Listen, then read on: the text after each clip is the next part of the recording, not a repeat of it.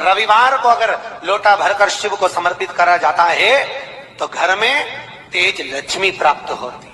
शिव पंचायत के दो देव ऐसे हैं जिनको रोज जल चढ़ाया जाता है, एक सूर्य नारायण और दूसरे मेरे देवाधिदेव महादेव। दोनों पर जल रोज चढ़ता है प्रतिदिन। शिव पंचायत में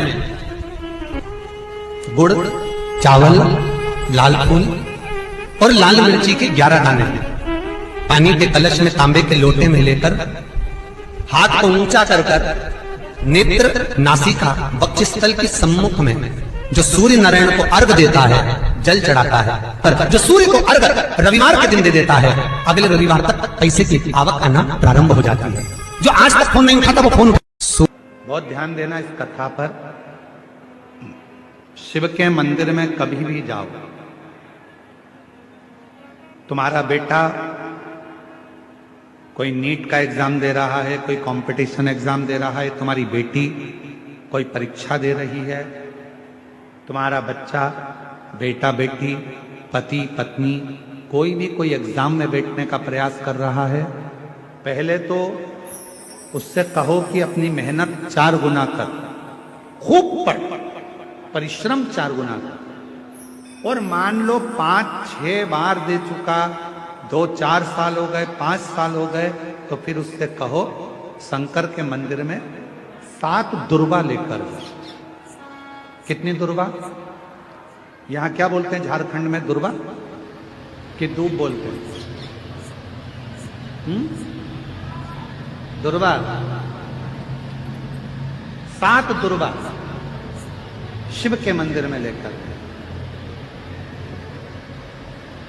जब जल का पात्र साथ में, 7 दुर्वा को नीचे की ओर रखो हथेली पर, जल का पात्र हाथ में लेकर भगवान देवाधिदेव महादेव को जल समर्पित करो।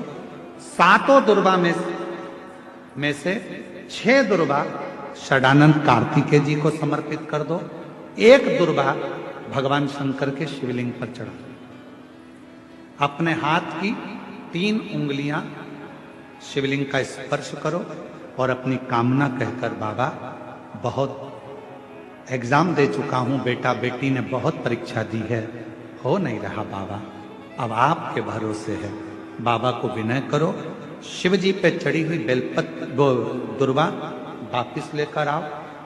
जिस बच्चा जब एग्जाम के लिए जाए, परीक्षा देने के लिए जाए, उस दिन वो दुर्वा को अपने मस्तक पर प्रणाम कर कर, नमन कर कर, षडानंद कार्तिकेय का स्मरण कर कर फिर एग्जाम के लिए जाए। पढ़ाई अच्छी करना, दिल से करना, मेहनत ज्यादा करना, और एक बार ये प्रयोग कर कर देखना, मेरा षडानंद कार्तिकेय सफलता जरूर प्रदान करे। 6 मुख से षडानंद कार्तिकेय जी का जो वर्णन हमारे शिव महापुराण में किया गया है, स्कंद पुराण में किया गया है, षडानंद कार्तिकेय जी फल शीघ्र प्रदान करते, शीघ्र फल। महाराज, तारकासुर का संहार हो, षडानंद कार्तिकेय जी ने बाण छोड़ा, और षडानंद कार्तिकेय जी ने जैसे बाण छोड़ा, तारकासुर के शरीर को लगा, तारकासुर के प्राण छूट गए। देवताओं ने पुष्प की वृष्टि करी, रे तारकासुर तेरे हृदय में शिव बसे थे, इसलिए तूने षडानंद कार्तिकेय का दर्शन। शिव को समर्पित करें, अपने भाव की निर्मलता शिव से स्वीकारें। 7 दुर्वा, 1 लोटा जल षडानंद कार्तिकेय का स्मरण कर कर जब हम चढ़ाते हैं तो उसका फल हमको मिलता, उसका फल प्राप्त होता।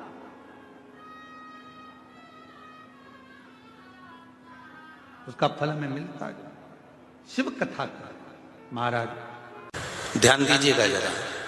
लीवर, किडनी, कैंसर, सोरासिस, चर्म रोग, जितनी भी बीमारियां होती हैं बड़ी, पेट से, किडनी, लीवर से जुड़ी हुई, उसमें जब आप शंकर भगवान को जल चढ़ाएं, जब शिव जी को आप जल चढ़ाएं, और कुंदकेश्वर महादेव का नाम लेकर जल चढ़ाकर अगर वो जल थोड़ा सा लेकर आकर आचमन कर रहे हो, कुंदकेश्वर महादेव का नाम लेकर अगर आचमन कर रहे हो, तो ये निश्चित है अगर डायलिसिस भी चल रहा होगा तो धीरे धीरे बंद हो जाएगा और किडनी लीवर काम करना प्रारंभ कर देंगे। कौन से महादेव? कुंदकेश्वर। फिर से बोलिए, कुंदकेश्वर महादेव। जो कुंदुक के प्रहार करने के बाद विदल उत्पद के प्राण छूटने के बाद भगवान शंकर के चरणों में जाकर जब कुंदुक गिरा तो शिव जी का नाम कुंदकेश्वर हो गया। शिव का एक नाम है कुंदकेश्वर।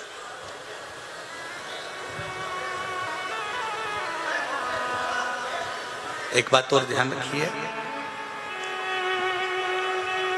जब प्रयास करना, प्रैक्टिकल भी करना, ठीक है, और प्रैक्टिकल जरूर करा करो। प्रैक्टिकल करने में कभी पीछे नहीं हटना। कहीं सीओर वाला महाराज झूठ तो नहीं बोल गया, इसलिए प्रैक्टिकल तो कर लिया। प्रैक्टिकल करने में बिल्कुल पीछे मत हटो तुम तो। जब कभी पेट में बहुत तेज एकदम दर्द उठ जाए, बहुत दर्द उठ जाए, और किसी भी तरह का दर्द, और आपको लग रहा है कि बहुत दर्द उठ गया, महाराज एक पात्र में जल लीजिए। जल लेकर अपने घर के अंदर कहीं पर भी मटका होता हो, हंडा होता हो, रसोई घर में कहीं ना कहीं तो पानी रखते हो ना। ऐसा कोई रसोई घर ही नहीं होगा जिसके घर में कहीं ना कहीं पानी नहीं हो। अगर पानी नहीं होगा तो आरओ लगा होगा, आरओ के पास भी खड़े हो सकते हो। पानी का कोई भी एक स्रोत, क्योंकि रसोई घर में जहां पर भी पानी होता है वह हमारे पूर्वजों का, हमारे पितरों का स्थान होता है। और हम कहते हैं कि हमारे पूर्वज पितर भगवान शिव के कृपा पात्र हैं, तो वहां खड़े होकर उस जल को आधा गिलास, एक कटोरी कुंदकेश्वर महादेव का नाम लेकर 7 बार भी अगर कुंदकेश्वर महादेव का नाम लेकर उस जल को शिवजी का स्मरण कर कर उस व्यक्ति को पिला दिया जाए जिसके पेट में दर्द हो रहा हो। लगभग 10 से 15 मिनट लगेंगे और धीरे धीरे धीरे धीरे दर्द समाप्त होना प्रारंभ हो जाएगा। कुंदकेश्वर महादेव का स्मरण।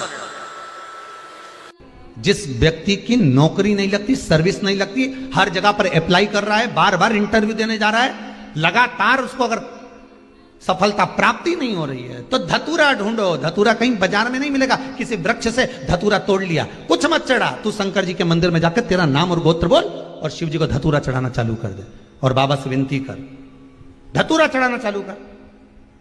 अब धतूरा कोई बहुत कीमती होता है क्या? बहुत पैसे का मिलेगा क्या? कहीं पे भी मिल जाएगा। धतूरा तोड़ और चढ़ा शंकर जी को। रोज नियम बना ले कि एक धतूरा मैं शंकर जी को चढ़ाऊंगा, प्रतिदिन चढ़ाऊंगा, शिव जी से जाकर निवेदन करूंगा प्रतिदिन। शंकर जी की प्रिय वस्तु में धतूरा, बेलपत्र आदि कादि की तो है, क्या है? चढ़ा रोज एक धतूरा, फिर वही धतूरा जिसके यहां तू इंटरव्यू देने जा रहा है उसी के सिर पे चढ़ गया। जो तूने शिव जी के चढ़ाया वही धतूरा वहां चढ़ा है, तो क्यों चिंता करता है? जब व्यक्ति के जीवन में कोई राह नहीं सूझ रही है, कोई मार्ग नहीं मिल रहा हो, तब ये शिवलिंग है, जरा समझिएगा।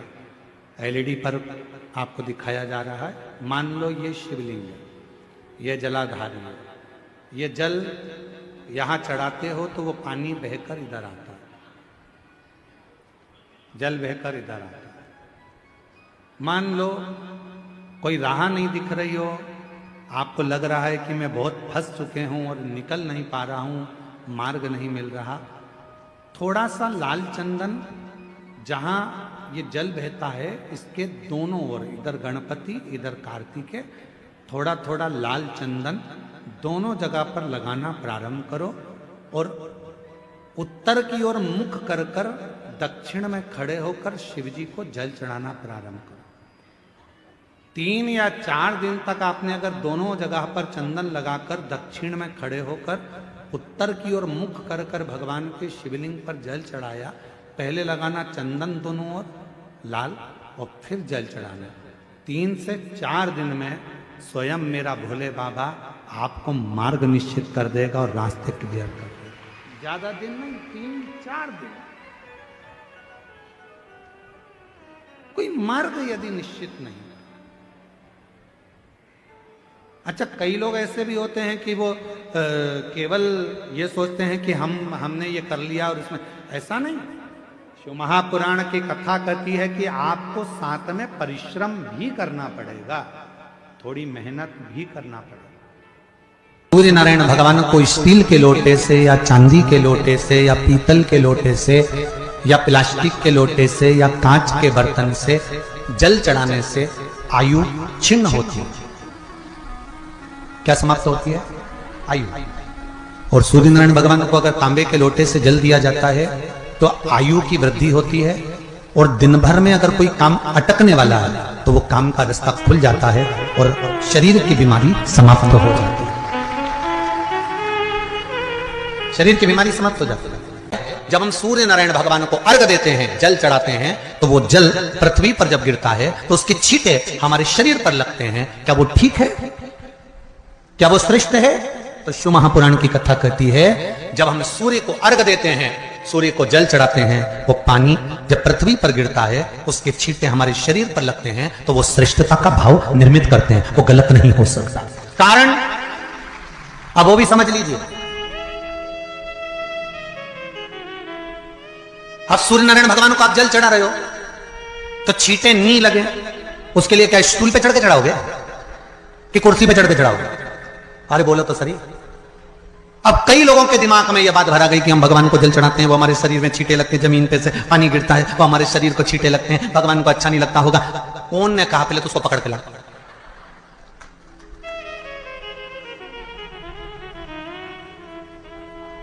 क्योंकि मेरे राम जी महाराज, मेरे भगवान कृष्ण,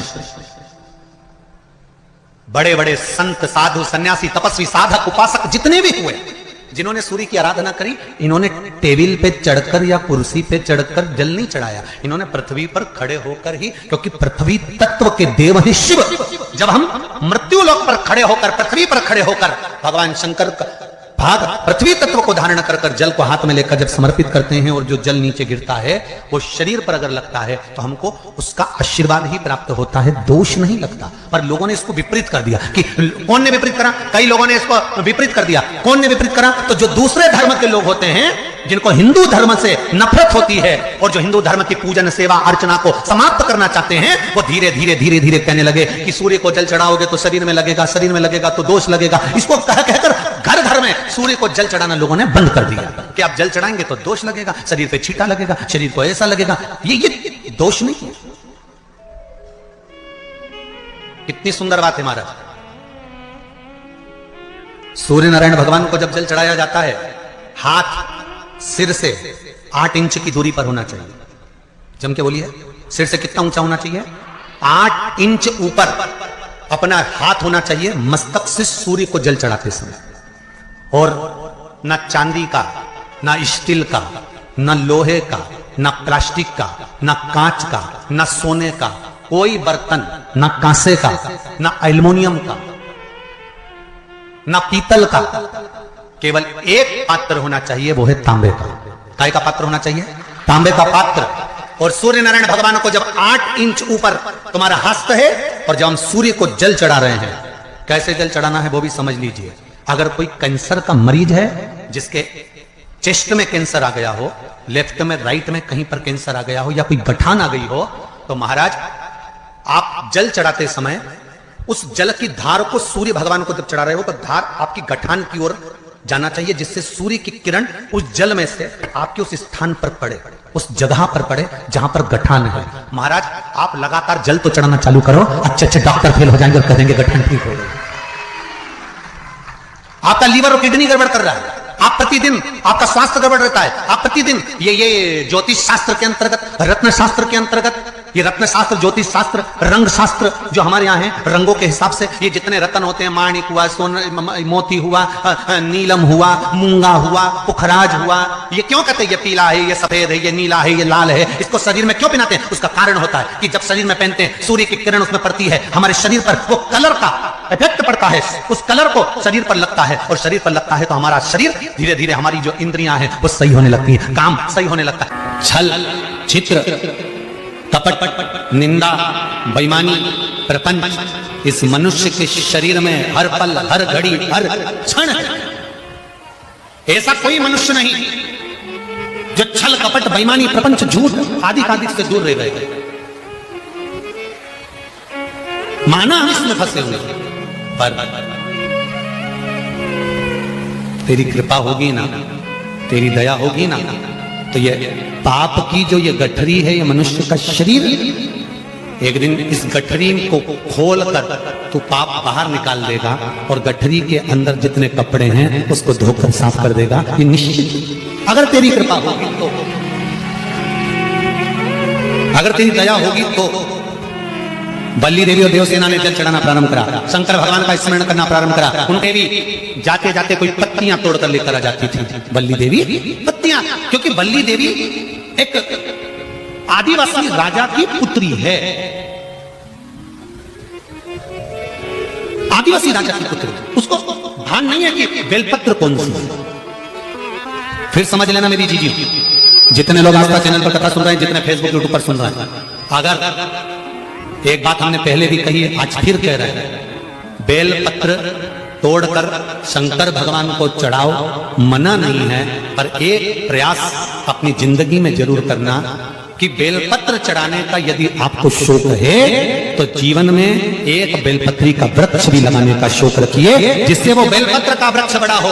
और बेलपत्र का वृक्ष जब बड़ा होगा, आप संसार में हैं नहीं है, हम संसार में हैं नहीं है, पर यदि बेलपत्री का वृक्ष रहेगा, आपके द्वारा लगा हुआ वृक्ष रहेगा, उसमें से कोई बेलपत्र तोड़ कर जब वो बड़ा हो जाएगा, उसमें से बेलपत्र तोड़कर कोई शंकर भगवान को चढ़ाएगा, तो जिसने बेलपत्री का पौधा लगाया है, उस बेलपत्र चढ़ाने का फल उसके भी खाते में चला जाएगा और उसकी भी जिंदगी संवर जाएगी। इसलिए बेलपत्र चढ़ाओ, मना नहीं है, पर बेलपत्र का एक पौधा अपने बगीचे में, आसपास में, मोहल्ले में, जहां तुम्हें मौका मिल जाए वहां जरूर। भगवान शंकर को बेलपत्र का, तो बल्ली देवी को नहीं मालूम था कि बेलपत्र का पौधा कौन सा होता, बल्ली देवी को नहीं मालूम था कि बेलपत्र कैसा होता है। बल्ली देवी आदिवासियों राजा की पुत्री थी, गई पेड़ की पत्तियां तोड़ ली, वृक्ष की पत्तियां लाई, शंकर भगवान को समर्पित कर दी, फिर गई, फिर पत्तियां तोड़ कर लाई, शंकर भगवान को समर्पित कर दी, फिर गई, फिर तोड़ कर लाई, शंकर भगवान को समर्पित कर दी। ध्यान देना जरा, इस कथा से 3 चीजें निकालेंगे अपन, जो आपके जीवन में पूजन करते समय गलती ना हो, सावण में। और ध्यान लगाकर सुनोगे तो आनंद आएगा और आपका जीवन सार्थक। 3 चीजें इस कथा में से निकालना। पहला, लोटे का जल इसने चढ़ा दिया, दूध इसने चढ़ा दिया, शहद इसने चढ़ा दिया, शक्कर इसने चढ़ा दिया। ये पंचामृत स्नान अलग अलग हाथ